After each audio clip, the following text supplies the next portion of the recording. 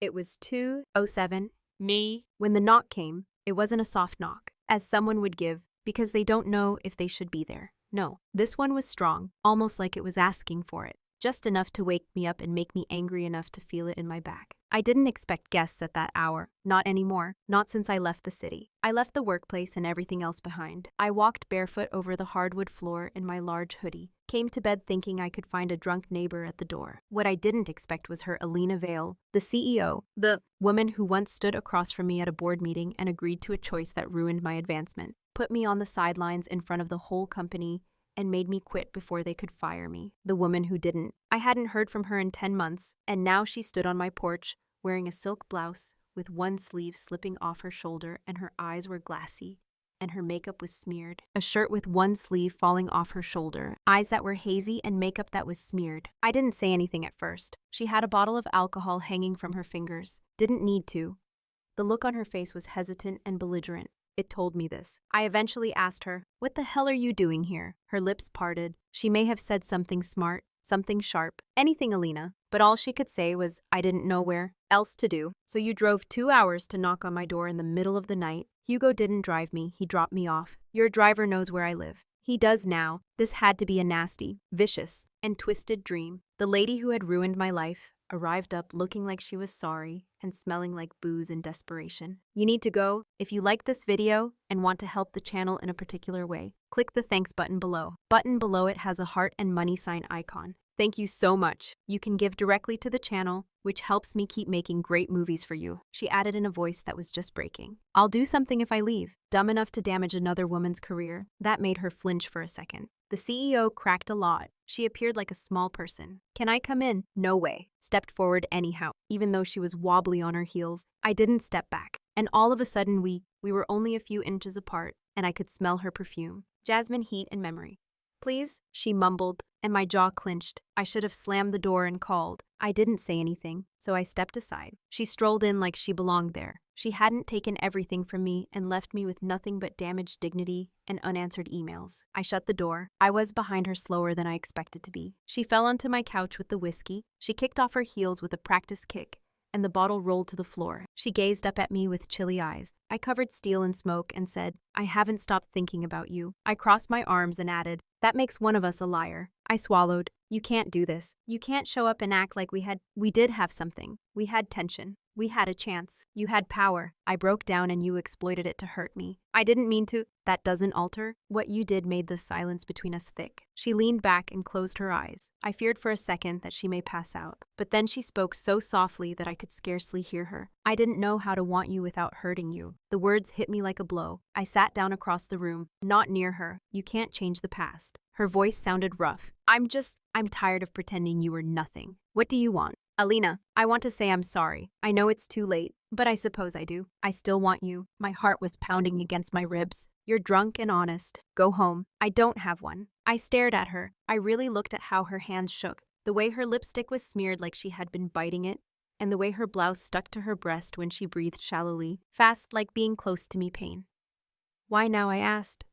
"Why not? Because I needed you then." She opened her eyes, and I couldn't be what you needed. I was too busy being what the board desired. Now I don't know who I am without you hating me. That broke something. I stood up and walked to the kitchen, put water into a glass, and handed it back to her. She drank it. I sat down again gently. "You can sleep on the couch here, but we have to discuss in the morning." "Okay, no more booze. Scout's honor. You are not a scout. Therefore you don't know." That I almost grinned. Almost. She lay down and pulled a blanket over herself. Her eyes. "I'm sorry," she whispered again. "Sleep. Will you stay?" "I'm sorry. Not going anywhere." Her eyes closed. Her breathing slowed. And I sat there. I didn't know what to think when I saw the woman who used to make me feel like nothing curled up on my couch like a fallen queen. I wanted to kiss her or yell. When I woke up, she was still asleep, lying on my couch like she belonged there, as if she hadn't blown up my career with one signature Alina Vale barefoot, and undone the great CO, now breathing quietly into one of my throw pillows, while sunshine pierced over her jaw. I stared at her for a long time, letting my fury rise and fall like it always did. I despised how familiar she seemed, and I hated how lovely she looked with her guard down. And I hated that I still wanted to reach out and touch her. But I went to the kitchen instead. There was coffee and silence, and a steady burn behind my eyes from a night that hadn't ended yet. I was halfway through my second cup when she groaned softly and rolled her head to the side, her lips separating like I woke up in pain and shouted out for water and Advil. If I'm feeling bad, a beat. Then her voice. I thought you were a dream. No such luck. What time? It was almost 9:00. When she sat up gently, I heard the blanket fall to the floor. Turned. She was blinking at me like she didn't know how to be in the light. Her hair was a mess. Her blouse was wrinkled, and her lipstick was smeared in a way that appeared. She responded, "You didn't leave." And I said, "I wouldn't." It seemed more like a bruise than a recollection. She looked about as if she had just remembered that this wasn't a hotel room or a luxury loft, but my home, clean, peaceful, and far away from the marble halls where she normally halted in high heels. "I'm sorry," she said again. "It's still too late. Can I tell you why so you can feel better? So you know it wasn't simply ambition that made me laugh. You ruined my promotion. Over 3 months. You ruined every project I lead until I had to leave. You just sat in meetings and watched. They tore me apart and said nothing. Now you want to talk about feelings. I didn't mean to hurt you like that. But you did." She slowly rose up and winced. "May I perhaps have some water?" I handed her the glass. "Aura." She shivered as our fingers touched. "I didn't. You were the best strategist we had," said after a sip, and I was the most inconvenient. "No," she responded hurriedly. "You." She trailed off, and I waited. She didn't finish. I urged her to say it. "What was I?" "Alina." Her eyes met mine. "Study now. You were the only person who was still there. Even though you were hungover, you scared me in that building, not because of what you could take from me, but because of what I wanted to give you." I hated how effortlessly she could still do that to me. It took my breath away. One line. "Why did you destroy everything?" "Because I was falling in love. I didn't know how to live with that." My chest became cold. You can't say that to me now that I know you don't get to admit love after everything." "You did?" "But I'm still saying it because it's true." There was silence between us. Her hands were shaking again, so she held the glass tighter. I went to the window. "Do you know what it's like to have to start over from scratch and recreate your whole sense of self?" I asked. "From leading teams and being respected to applying for positions that didn't even call back." "Yes," she said gently. "You still?" I hated myself for having your title every day after you went. Then I turned. "Why didn't you call?" "Because I was a coward." "You were a CEO." She was the same. Shouted angrily that I could run businesses and make judgments worth billions of dollars. But I couldn't say I loved the lady whose ideals were going to ruin everything I had worked for. "So you crushed me to keep the corporation balanced?" "No. I crushed you because I thought that if I silenced the part of me that wanted you, everything else would stop falling apart." I laughed once, sharp and humorless. "Of me that wanted you,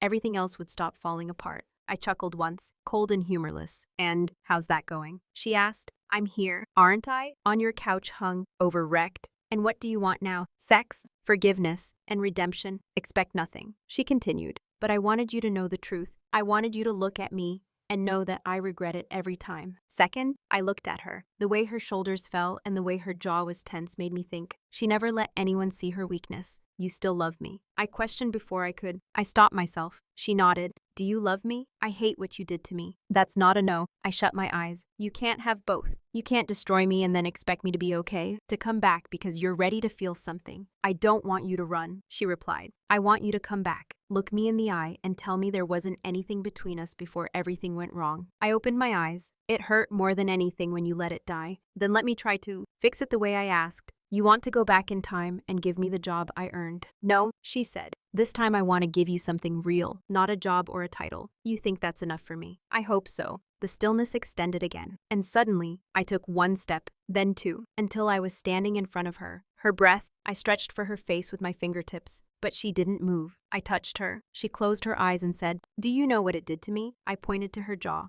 cheek, and mouth, and when I realized that I was losing more than just a job, I was losing you too. Opened her eyes and said, "Let me earn you back." I leaned close, and our mouths were. My heart raced and my pulse raced. "This doesn't mean I forgive you. I don't need." "Forgive me," she said. "Just one more chance." I kissed her, not softly, but she was kind, but she had been angry and wanting for months and had unfinished discussions. She kissed me back like she had been longing for this moment since the day I left. She didn't take off her clothes yet, but her fingertips explored my lips and burned. When I pushed her back against the wall, her breath hitched and her fingers got caught in my hair. "Tell me to stop," I murmured against her mouth. "I can't," she gasped. "Then, don't." We stayed like that, shaking from everything we had done. Couldn't answer. It wasn't healing yet, but it was something. Maybe it was a start. I woke up with the taste of her still in my mouth and the weight of what I'd done pressed firmly against my chest. The sun was too intense, and it was bleeding through. The blinds were like they were trying to wake me up. like they wanted to show me everything I didn't want to see. I didn't want to see it.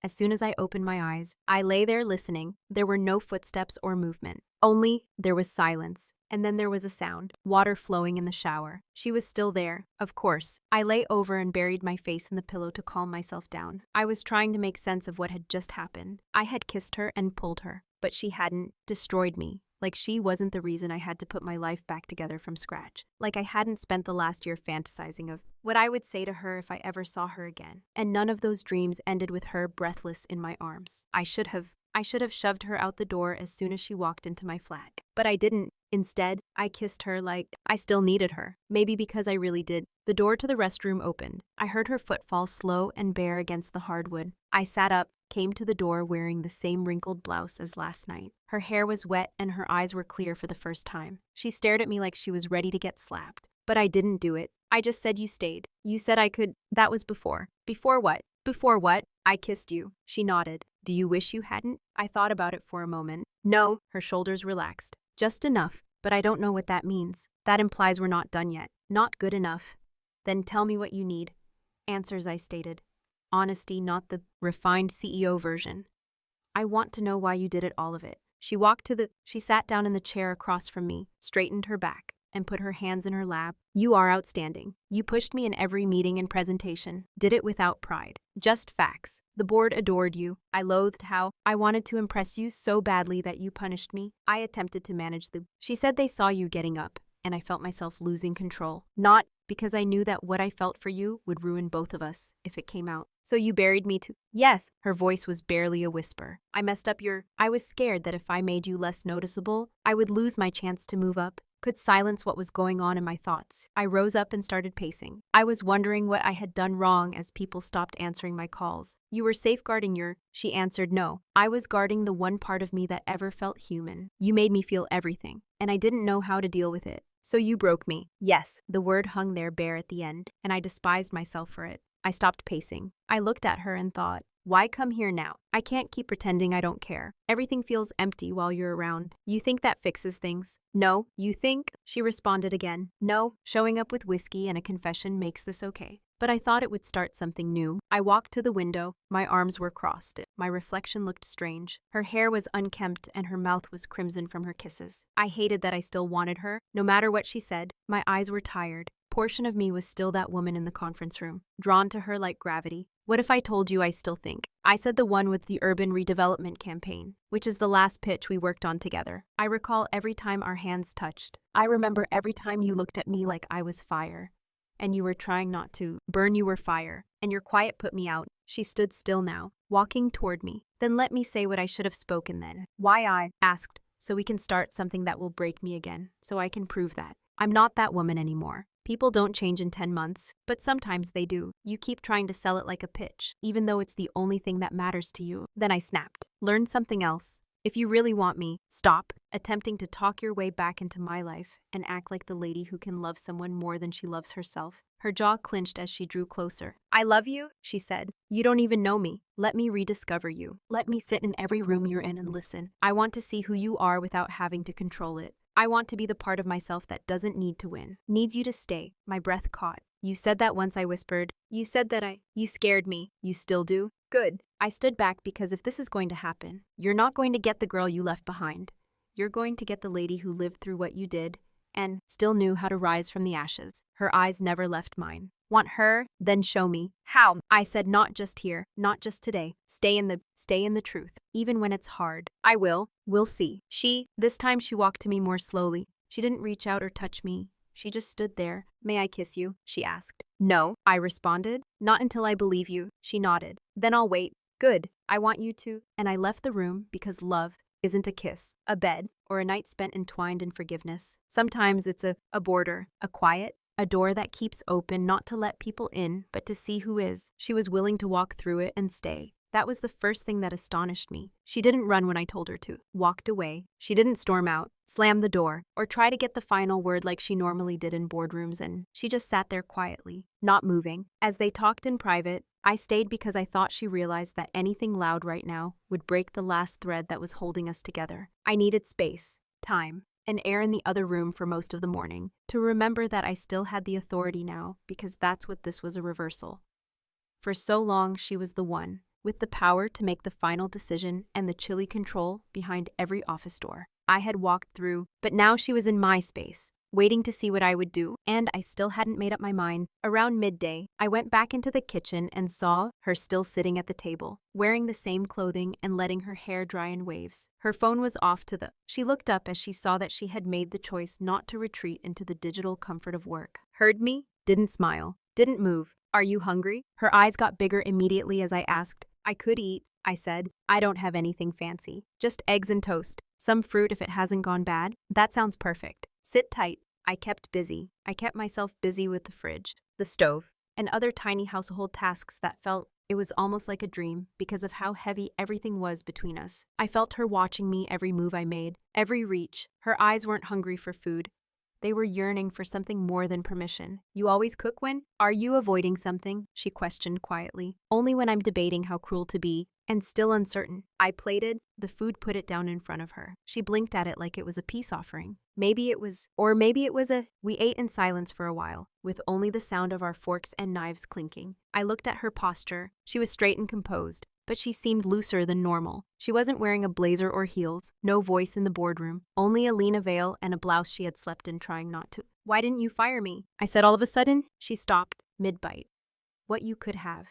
You had every tool and every reason. You make me look bad. You blocked me out of initiatives during meetings and provided my ideas to other teams. Yet she never fired the trigger. Why did she put down her fork? Because firing you would have meant getting rid of you totally. And I wasn't ready to lose every part of you. I believed that if I made it so bad that you had to go on your own, at least I could pretend it wasn't my choice. I know it's hard to believe, but you tricked me into leaving so you wouldn't have to, yes, deal with your own feelings. And now you want me to forgive you for that. No, she continued softly. I want you to know how much I hated myself for it every time I saw your empty office. I believed I was safeguarding the firm every time I had to go to a meeting without you there, myself, but I was actually simply showing how excellent I was at destroying the only thing that ever mattered to me besides a quarterly report.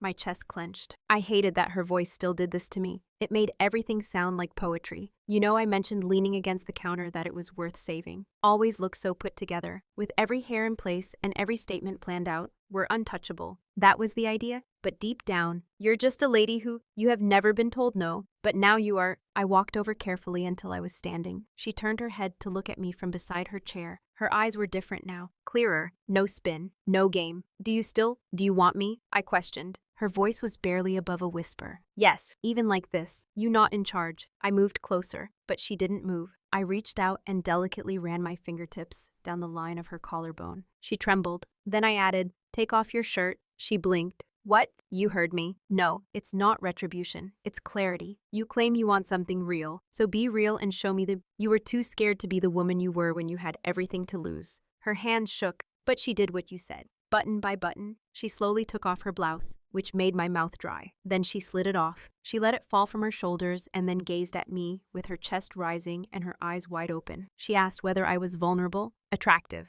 and joyful now. Not yet. I stretched out and caressed her jaw. You wanted to be noticed, so you followed the curvature of her throat. Now you are. And what? I leaned down and whispered against her mouth. Someone I could still want if I let her breathe, but I didn't kiss her. Not yet. I pulled back. Put your shirt back on. Her brow wrinkled. Why? Because I needed to know if you may lose power and still be there. She breathed out shakily, her fingers trembling, to make things right. And you passed, I said barely. She laughed without catching her breath and added, you're cruel, I answered. No, I'm careful because last time, I gave you everything, and you used it against me. I won't do it again. You don't? You have to show me that. She completed buttoning her blouse and then looked at me. I think I'd better. I told her to start learning because she had time. If you stay, I will. She stood up and walked away. To me, halted just inches away. And if I asked to kiss you now, you would say no, I added, smiling a little bit again. I want you to want me when I say yes. Not because you're desperate, because you know for sure. And if I never get certain, then we both know you're not frightened I'll leave.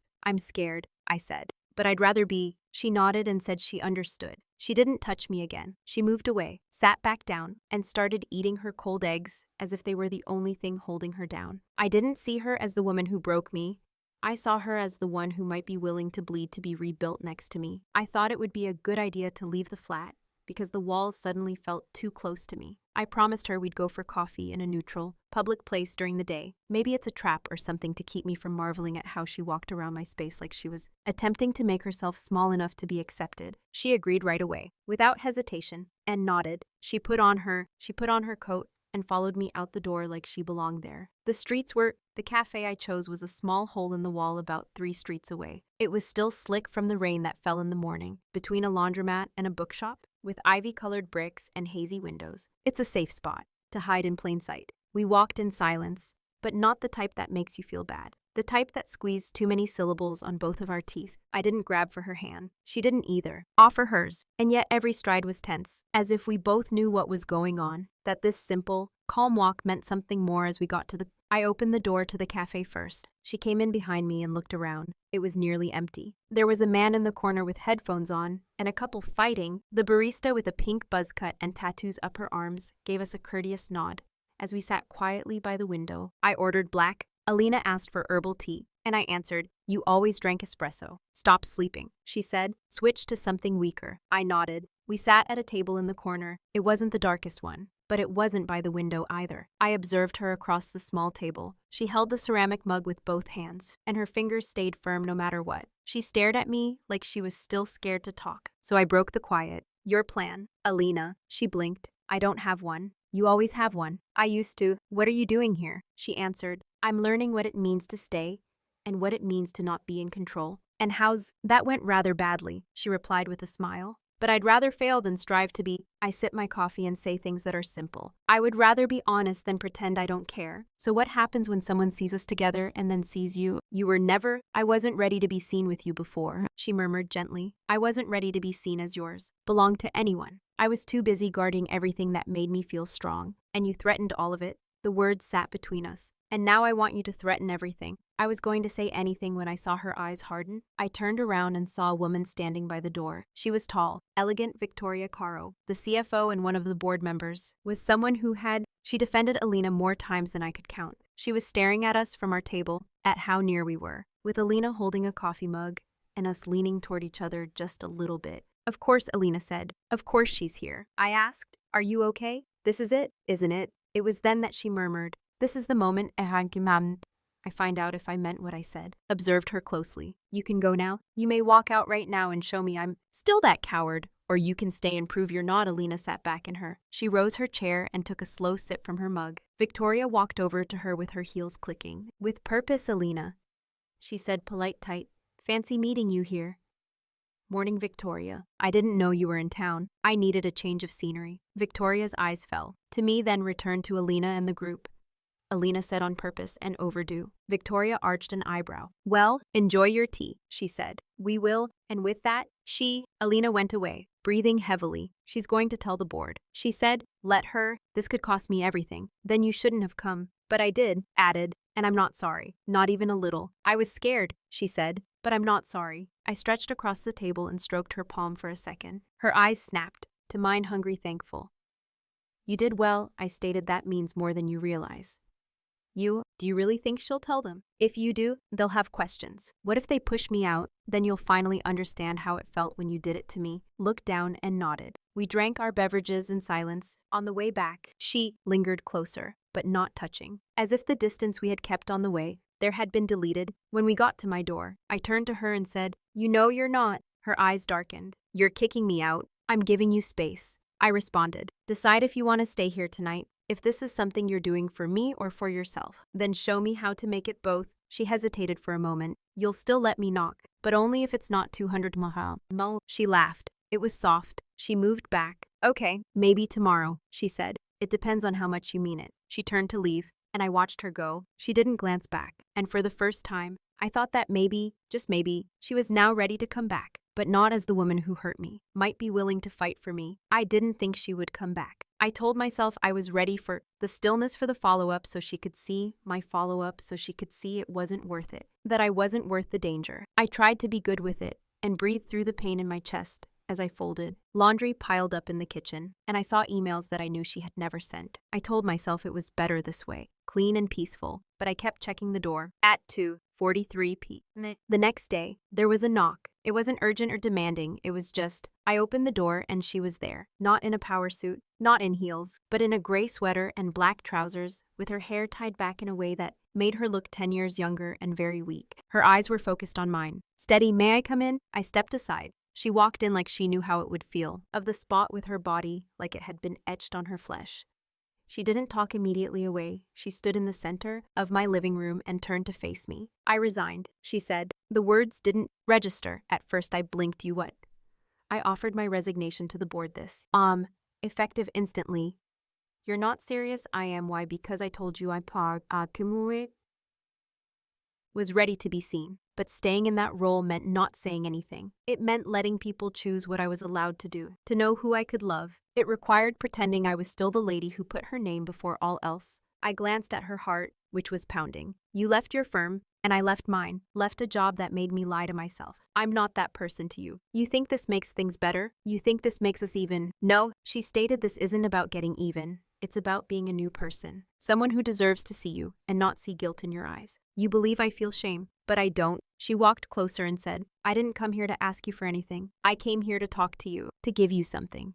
What the reality she stated was scary, harsh, and inconvenient. I adore you, and I never stopped. I lost more than a When you left that building, I lost the one version of myself that felt like home. I attempted to put it in meetings, figures, planes, and board presentations, but it didn't go away.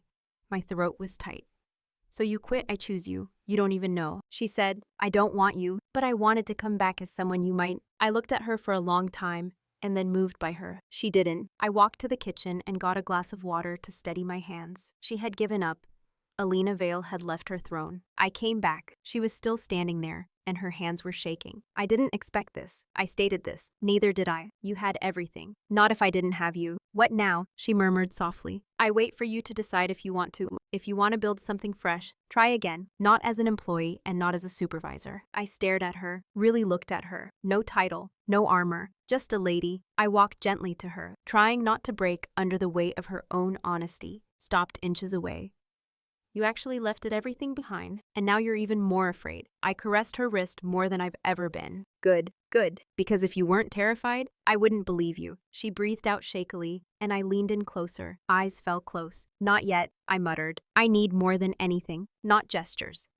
I need you to be consistent and show up when it's not only a power play. When I'm quiet, when you don't know what I need, or when it's boring. It's dramatic. Okay, I don't want one big thing. I want 1,000 little ones. You'll get them, she said, all of them. Then she said, now. She looked bewildered. Now take off your shoes. Put the blanket on the couch. Make tea. Pretend you live here. Do it again tomorrow. It happened again. She smiled and said, small, honest, you're going to make me work for it. Damn right I am. She took a step back, took off her boots, and folded the blanket. I followed her into the kitchen and watched her open the cabinet like she knew where everything was. Mint or? Surprise me. She inquired about chamomile. Thank you for everything you did to make. Don't thank me yet. I crossed the space between us this time, kissed her first slowly, and she melted into it like it was a promise. It was a start, not clean or easy, but ours. The following few days went by like, it wasn't dramatic, there were no explosions. It was just something that happened in someone else's life. There were no yelling bouts or crazy statements, just stillness. Alina came to work every morning at 9:00 a.m. like clockwork. This time, it wasn't to write a strategy report or get ready for a merger. It was to make tea and fold laundry badly and ask me what I wanted from the shop. She was awful at being a homemaker. She couldn't cook to save. Her life left watermarks on the counter, and she always forgot which cabinet held the mugs. But she continued trying, and I kept watching. I wasn't ready to name them, what we were doing, but I knew it was real and fragile and deadly in a way that made my chest feel too tiny. I found her in the living room that afternoon, sitting on the floor with her legs crossed and papers all around her. Not work papers, not contracts, sketches, initial drafts, or business ideas. What is all this? Inquired from the doorway. She looked up and pushed her spectacles up on her nose. I had never seen her wear glasses in the office. Ideas for something fresh, she said. Not something built in a glass tower, but something built with people. You mean trust me if you'll let me? I didn't answer. I moved over and sat down next to you. She came up with a preliminary brand idea with simple, bold colors and a tagline. Wrote in her distinctive handwriting, integrity, intimacy, impact. I answered. Yeah, that scares you more than anything else. But you're still here, because you terrify me more. Why? Because you see me, she murmured, and you don't flinch. My fingers brushed hers, and neither of us moved away. Later we tried to make dinner together every night, but she burned the first batch of rice. I teased her, and she smiled like I had given her the moon. I cooked the vegetables, and we laid the table and sat across from each other to eat in quiet. Sometimes I would laugh quietly when we made eye contact for too long. I couldn't stop observing her. She was taking off layers, the CEO armor, the corporate cadence, and under it all was a woman who laughed too loudly when she was nervous, checked the stove twice, and kept looking at me like I was the answer to a question she was still too scared to ask. That night, she didn't stay over because I told her I needed space. She didn't protest. She just kissed my forehead and said, "Same time tomorrow." I nodded, came back the next morning with new pastries and an apologies for taking the last clean towel I rolled. I looked her in the eyes and promised her I'd take it out of her non-existent rent. It became a pattern, a dance we didn't have words for yet. But the tension grew slowly, and every time she touched my hand, every time she looked at me for too long, every time she breathed, we both reached for the same drawer in the small kitchen. One night, I saw her looking at me while I washed. I turned the dishes and she didn't look away. "You're staring," I replied. "I can't help it." "Why not? You make the world feel quiet." I dried my hands and walked over. "What does that even mean?" "It implies," she said, voice low, "when I'm with you, I don't have to act like I don't have to perform or win. I just have to be." Her hands hovered around my waist, not touching, just waiting. My breath caught. "You're doing it. Again."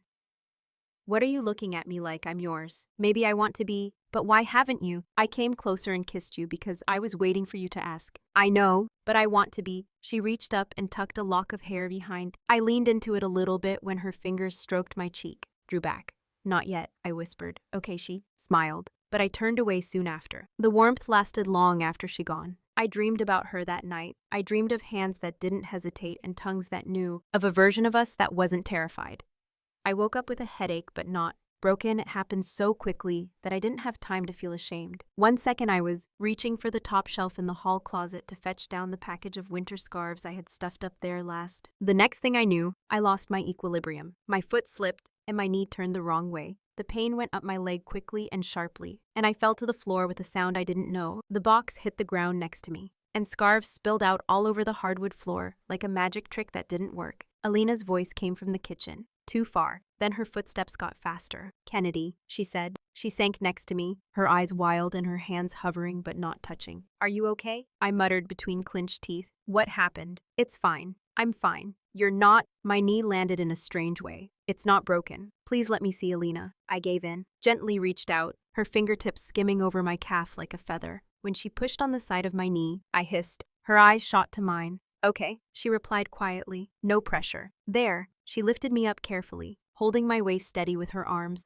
My body. I protested every time I moved, but I held back the anguish. She led me to the couch, helped me sit down, and then knelt down in front of me like she'd done it 1,000 times. "Do you need ice?" "Yes," I said softly. She went, and I stared at the ceiling in anger. I was careless and gave her one more cause to perceive me weak. Yet, when she came back, she didn't look sorry. She looked like something else. She put the ice pack in it. She gently pushed a towel to the side of my knee and said, "You're okay. I've got you." I didn't ask for that. Didn't have to. She peered up at me. Her face was so near that her hand still gripped. The ice stayed in place, but her other hand crept up to my thigh and rested there. Warm. "You don't have to prove anything," she continued. "Not to me. Not anymore." I wasn't trying to prove anything. "You are trying to be strong. Because if I'm not, then what am I?" she replied. My breath caught. "That's not." She stated it wasn't fair. But it was true. Her hand slowly went from my thigh to... She traced the slope of my hip with her hand, as if she didn't even know she was doing it. "I didn't want to stop her," she remarked. "You're hurt."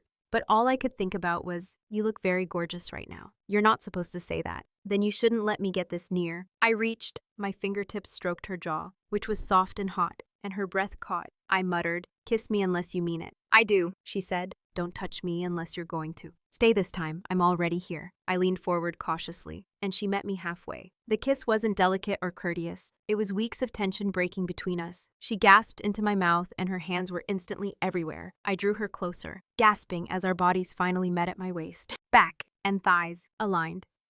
As heat flooded every part of me that had been craving for this, she pushed me back gently onto the couch, careful of my leg. Her mouth went down my throat, and her breath was hot and reverent. "Stop," she whispered. "Never," I answered. As her hands crept under my shirt, I arched into her gently and on purpose, my fingers exploring her. She kissed me like I was air, like she hadn't breathed in weeks. "You don't? Then show me," she murmured against my skin. "You know how long I've wanted this," murmured. And she did. She took off her clothes slowly, not in a hurry but with respect. Her mouth, she touched every part of me as if she were memorizing it, relearning the topography. She caressed me like I was hers, like I was a body she had only seen in dreams. I wanted her, needed her, and as she put her fingers inside me, I caught my breath and my back arched. I whispered her name like a confession. I saw it in her eyes. Devotion, not lust, guilt that was deeper than anything else. Something she'd hidden for too long. I came with her name, on my lips, her mouth against my throat, and her hand pressed hard on my heart like she needed to feel it racing. When the tremors stopped, she hugged me. No words, just breath, skin, and us. Later, when we were tangled up under a blanket, I stared at her. I didn't want to leave,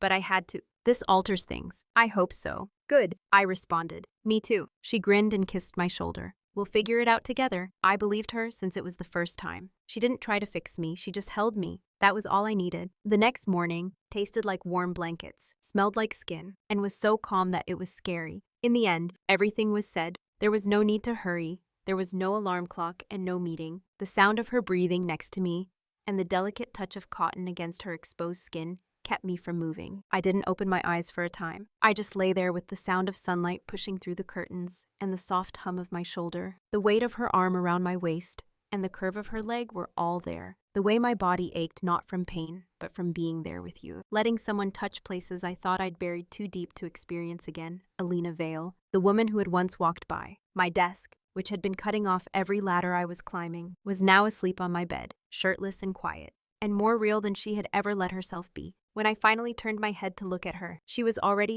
observing me, no makeup, no armor, just her eyes, soft and unguarded. Hi, she said softly. I answered. She stretched out and ran her fingertips over my collarbone, like if she were trying to. "Are you okay? Physically, emotionally?" "I don't know yet," I answered. "You scared me, but not because I was going to lose.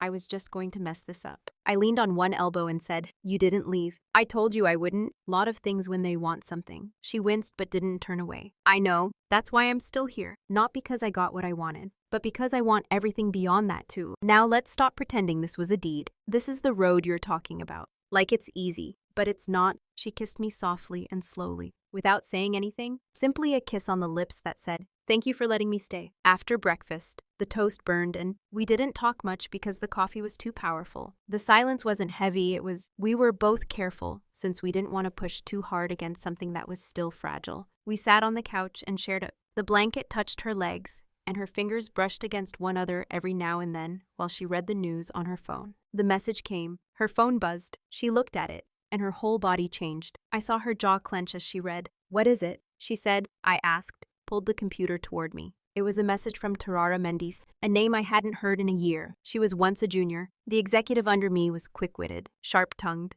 ambitious, and way too observant. The message added, "You can lie to the board, but not to the people who remember how you looked at her. You left for her. Be honest about that." At least I sat up straight. "She knows. She always has." Alina said she saw it before I did. Is she going to say anything? Probably. People will gossip, but not formally. So what now? You start over and everyone and people in your orbit are talking about how you squandered away your career. "No," she said, putting the phone down. "They'll speak about how I finally did something for myself for the right purpose." "You sure?" I didn't answer straight away. I stood up and moved to the window. The air outside seemed cold and harsh. A few folks hurried down the sidewalk. "Covered up," I said, in coats with coffee in hand, late for nothing and everything I want to be. But there is still a part of me that doesn't know if this is about love or guilt, redemption or obsession. Stood there for a while, then walked over and didn't touch me. "Do you want me to go?" I don't know what. That question broke me down. Not because I didn't know, but because I did. I wanted her, but I turned around. She was there with no shoes on, rumpled eyes open, vulnerable.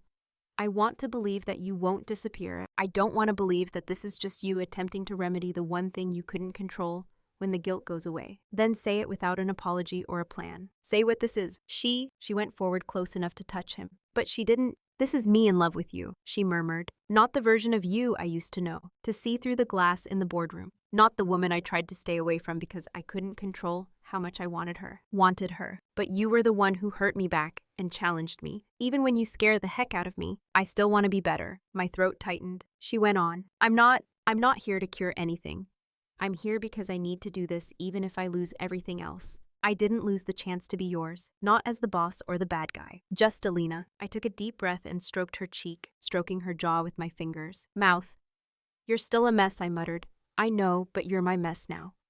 She pulled. Her arms curled around me, and her face was buried in my chest. She didn't kiss me, just hugged me. She held on to my neck like she needed the touch to know it was real. I might have needed it too. We stayed like that for a long time, just holding on and breathing. And for the first time in years, I stopped bracing, expecting the fall, since maybe this time she'd catch me. It all started with an invitation to a charity dinner downtown, hosted by a former co-worker we both knew too well. It was a night full of stiff skirts, planned speeches, and more than enough. Quiet networking tension that makes you miss boardroom politics. I hadn't planned on coming, and I didn't want to. Alina brought the invitation to the kitchen one morning and held it out to me like a challenge. She remarked, "If I'm really yours now, then let's show them." I didn't speak straight away because my coffee remained hot, my brain hardly awake. And the thought of standing in front of all those people, former coworkers, and skeptics, vultures with wine glasses made my skin crawl. But then she said, "We don't owe them anything. I owe you the truth. And this is part of that." I looked at her and said, "No mask?" "No." Push simply honesty, just Alina. So I answered yes. I stood in front of the gala that night. I stood in front of the mirror in a black dress I hadn't worn since my last serious business function. It still fit,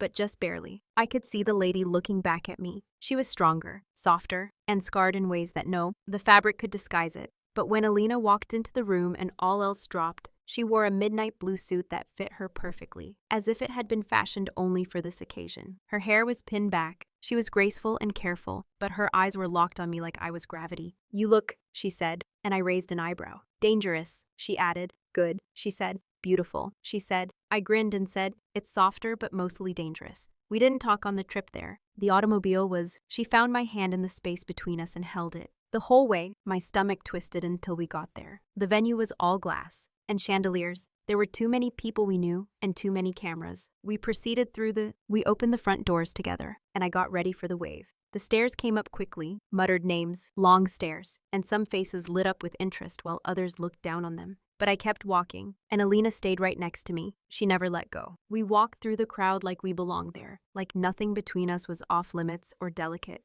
She called me Kennedy, not a buddy, not a guest, not someone I don't know and can easily ignore. Just my name. Clear, proud, and intentional. I saw people react. Some stiffened, while others smiled. No one said anything mean, at least not where we could hear it. And then, out of the blue, someone gave Alina a microphone. The presenter continued, "You've been a leader in this field for years, and it's great to see you here tonight. Means more than you know." I could see the doubt in her eyes and the flash of that old fear. But she did it anyway, took the mic, and stood in front of a throng that had once listened to her voice. This time, she spoke as herself. I used to think she emphasized that leadership was about power, about control, and about making sure people saw what you wanted them to see. She stopped and looked at me. But true leadership, real truth begins when you stop concealing and let yourself be seen for who you are, even the things that aren't polished, especially those sections. She looked back at the gathering I left. I developed a company because I knew I could do it at the cost of something much more valuable: connection, honesty, and love. I'm not here as a CEO tonight.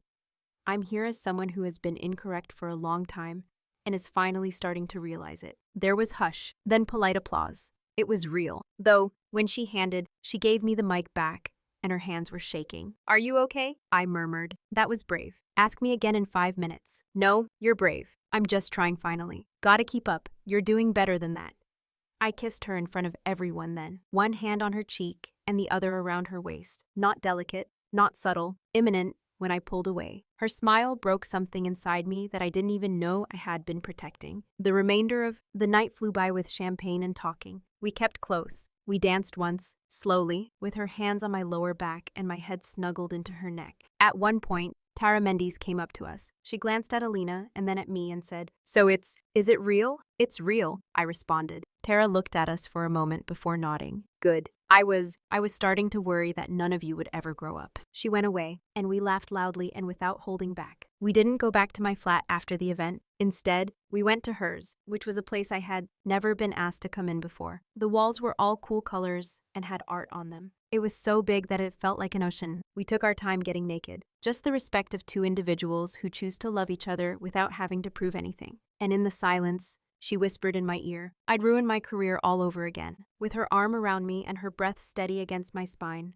Good, I whispered back. Because this, do you think will last? No, I responded. I know, we will. She kissed my shoulder, and I clutched her tighter. For the first time for a long time, I didn't feel broken or like I was trying to put things back together. I felt entire, like I belonged to her, and like I was in love. Wasn't anything to be afraid of anymore. It was something we had worked for together. Thank you. Thanks a lot for your support. Whether you liked, commented, shared, or sent, thanks a lot. You really make a difference here on the channel. See you next time.